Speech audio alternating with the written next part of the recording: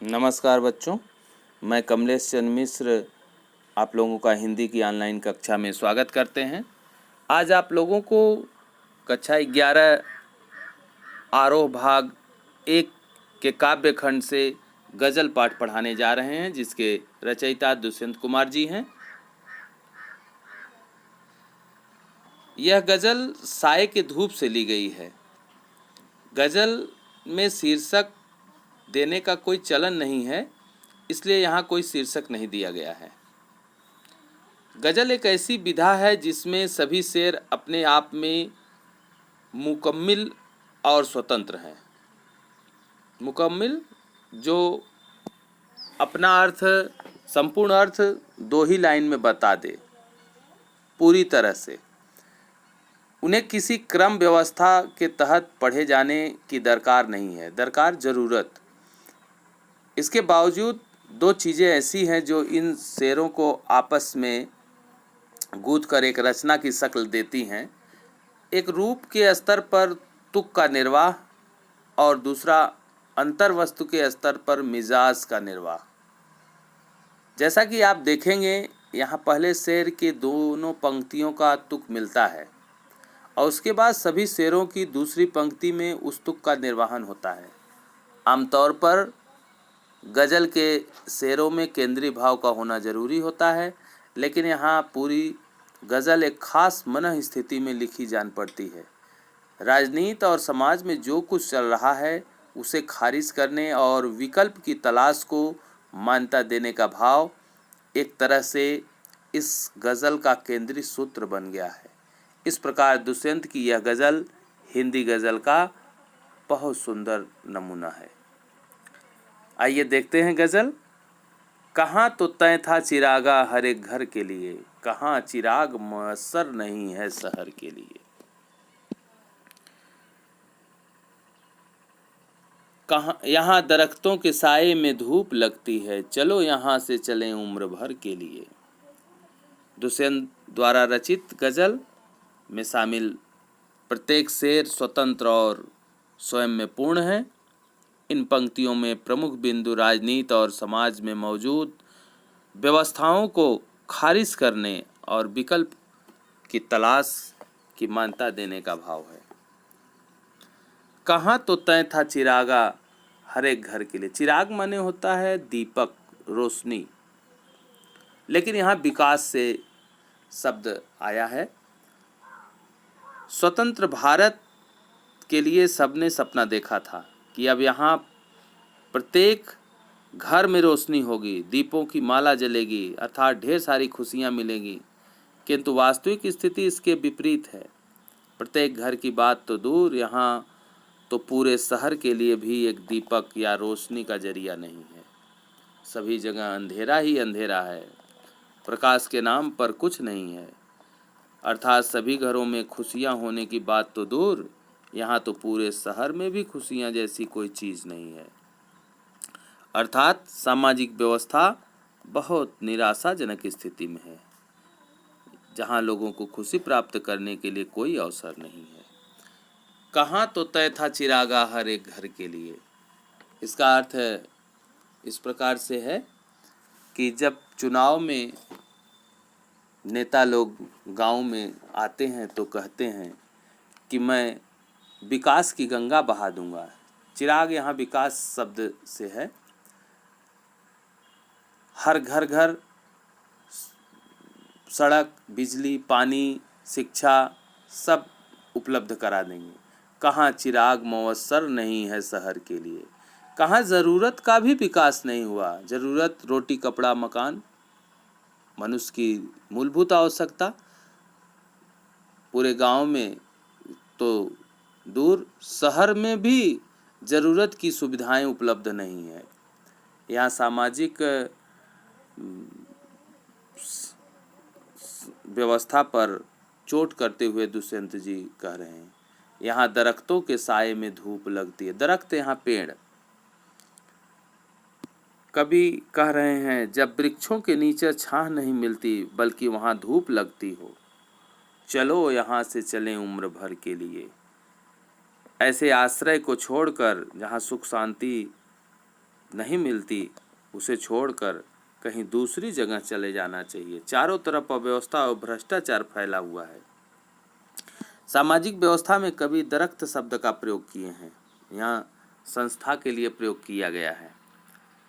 ये संस्थाएं भी लोगों का कल्याण नहीं कर रही हैं, लोगों को राहत नहीं दे रही हैं। जिस यहाँ दरख्तों के साये में धूप लगती है, जिस वृक्ष के नीचे धूप लगती हो, अर्थात सुख शांति नहीं मिलती है, चलो यहाँ से चलें उम्र भर के लिए। उस पेड़ के नीचे से अपना आशियाना बदल लेना चाहिए। कवि स्वतंत्र भारत के कटु यथार्थ का प्रमाणिक वर्णन कर रहे हैं। चिराग एवं दरख्त क्रमशः आशा और सुव्यवस्था के प्रतीक है। साये के धूप लगती है में विरोधाभास अलंकार है। भाषा सरल और सहज प्रवाहमान है। न हो कमीज तो पाँव से पेट ढक लेंगे, ये लोग कितने मुनासिब हैं इस सफ़र के लिए। खुदा नहीं न सही आदमी का ख्वाब सही, कोई हसीन नज़ारा तो है नज़र के लिए।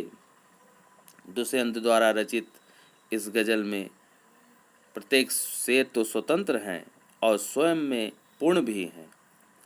इन पंक्ति में प्रमुख बिंदु राजनीति एवं समाज में मौजूद अव्यवस्था है। कभी उसका विकल्प तलाशने की बात करते हैं। भारत के लोग न हो कमीज तो पाँव से पेट ढक लेंगे।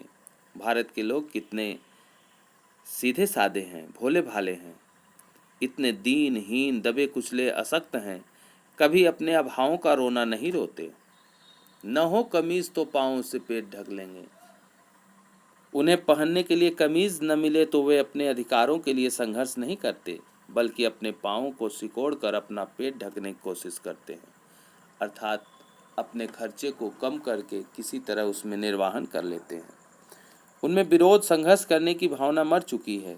देश के शासकों के लिए ऐसे ही उदासीन असंतोषी लोगों की जरूरत है। इन्हीं के कारण कुशासन की सत्ता बड़े आराम से चलती है।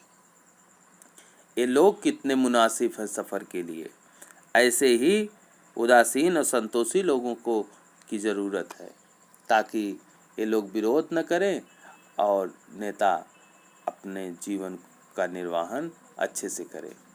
खुदा नहीं न सही आदमी का ख्वाब सही, कोई हसीन नज़ारा तो है नज़र के लिए।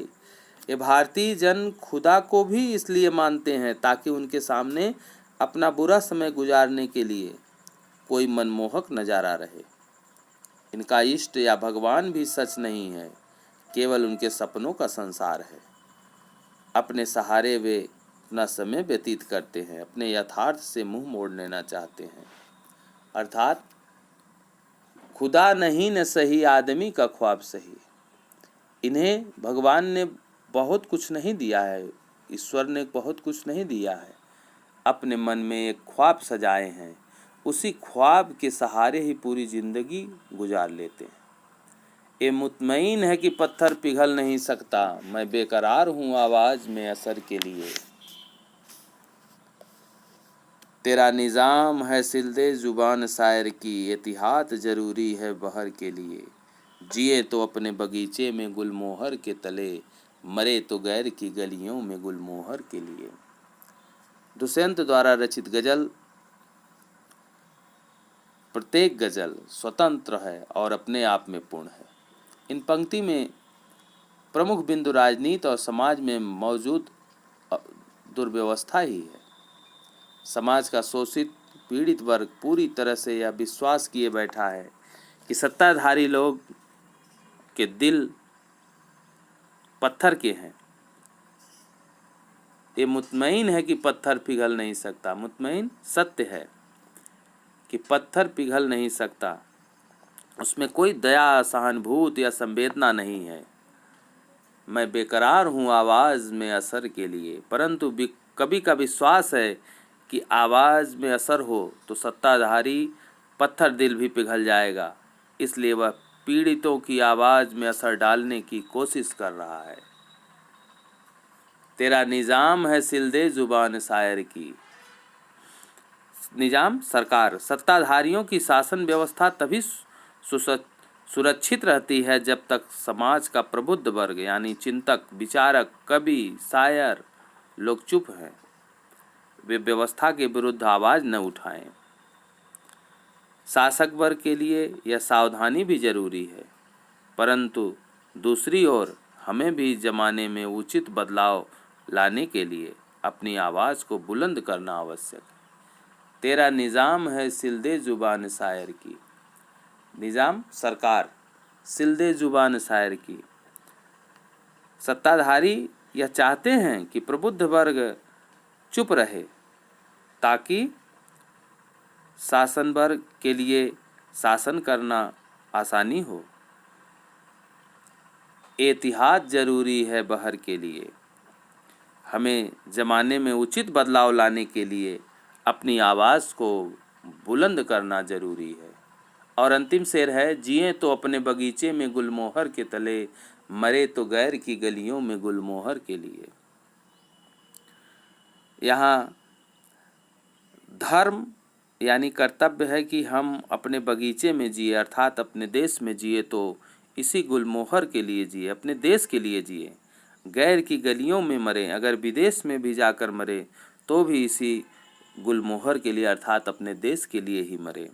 आशय यह है, समाज कल्याण ही हमारा धर्म है, हम इसी के लिए जिएंगे और इसी के लिए मरेंगे। इस प्रकार से यह गज़ल समाप्त हुआ और इस पर आधारित कुछ प्रश्न हैं। इन प्रश्नों का उत्तर आप लिखकर व्हाट्सएप कर देंगे। अब नए ऑडियो वीडियो में हम आप नए पाठ के साथ मिलेंगे। आपका दिन शुभ हो। धन्यवाद।